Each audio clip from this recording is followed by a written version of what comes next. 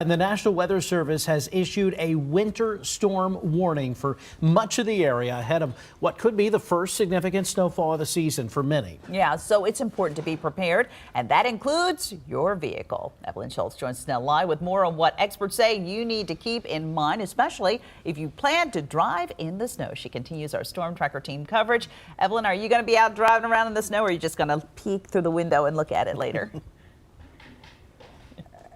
You know, I probably will have to drive, unfortunately. I wish that I could stay inside for the next couple of days, bundled up, watching TV, drinking hot chocolate, but that's not the case. So here's what you can also do to make sure your car is prepared. First thing AAA says you want to do is you want to make sure you have at least a half a tank of gas. I just filled up yesterday, so I am good to go on that front. On my to-do list today, though, is make sure that my tires are full. I'm not always good at checking that. And you also want to make sure that you have good tread on your tires before you head out in the snow. And then, of course, you want to make sure you have an emergency kit. We talked about it in the last half hour of Sunrise, but it can include, you know, an ice scraper, a blanket, maybe some jumper cables. And then when you do hit the road, AAA says you want to make sure that you're taking it slow. I know we talk about it all the time, but it really is so important to take it slow and give space to drivers around you, as well as those snowplow drivers that you're going to see out on the roads.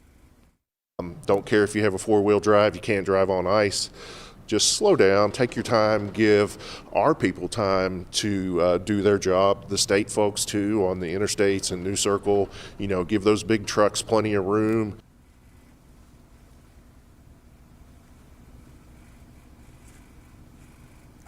And Dia, you know, I mentioned that emergency kit. One of the things that's also very helpful is a shovel. And this was actually in one of these roadside kits that Work gives us. It's a Road Warrior.